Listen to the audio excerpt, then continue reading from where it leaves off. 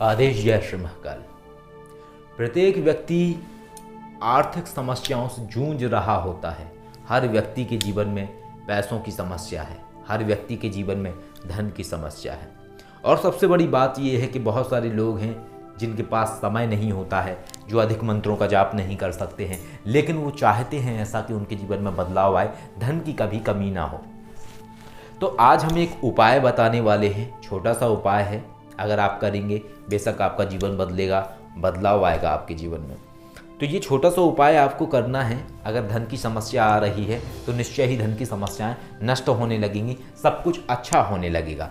इस उपाय में आपको क्या करना है कि एक पीले कपड़े को लें, पीले कपड़े को लेके उसमें 7 मुट्ठी चावल डालें।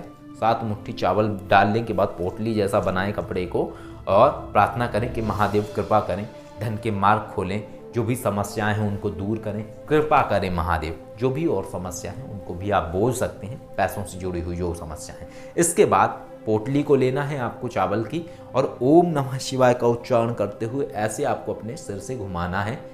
ओम नमः शिवाय जाप करते हुए ऐसे घुमाना है। 7 राउंड करने हैं आपको और 7 बार ओम नमः शिवाय उच्चारण करना है। इसके बाद महादेव को मानसिक रूप से प्रणाम करना है और वो चावल की पोटली को ले जाके जल प्रवाहित कर देना है ओम नमः शिवाय करते हुए और प्रार्थना करके, मुड़ के नहीं देखना है पीछे। ये उपाय जब आप करेंगे तो इसके बाद जो धन के मार्ग हैं वो खुलने लगेंगी। जो समस्याएं आ रही हैं, जो पैसों से जुड़ी अड़चन आ रही है आपके जीवन में, वो सारी की सारी अड़चनें, समस्याएं, सब कुछ नष्ट हो जाएगा, सब कुछ सही हो जाएगा।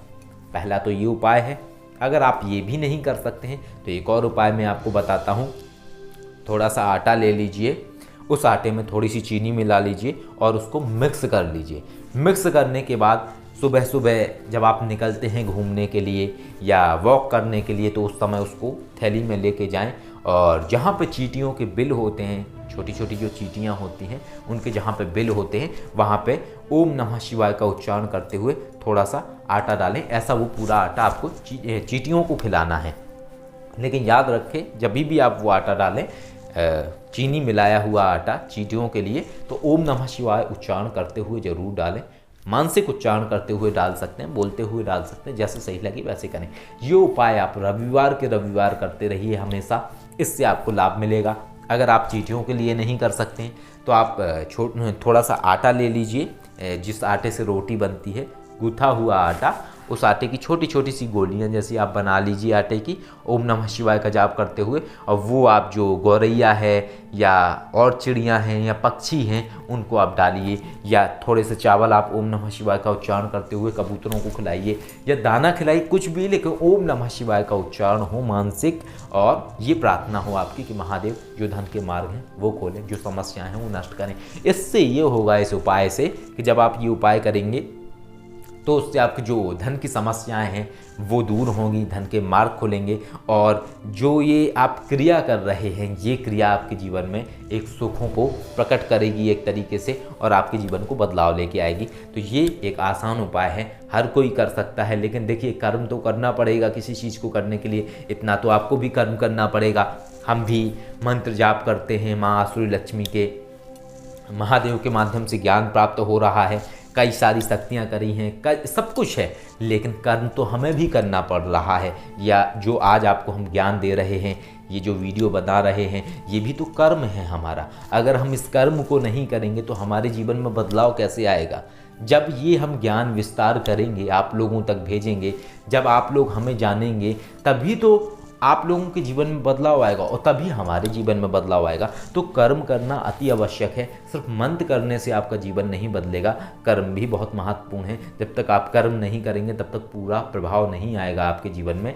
लेकिन एक बात और है कि कर्म तो आप कर रहे हैं, लेकिन ऊपर वाले के प्रति आपकी कृतज्ञता ही नहीं है, कोई परालौकिक शक्ति का आपको सपोर्ट ही नहीं है, तो आप सफल नहीं हो पाएंगे। इसलिए दोनों चीज़ों की महत्वता है। जिस तरीके से वैज्ञानिक दृष्टिकोण होना चाहिए उसी तरीके से आध्यात्मिक दृष्टिकोण होना चाहिए।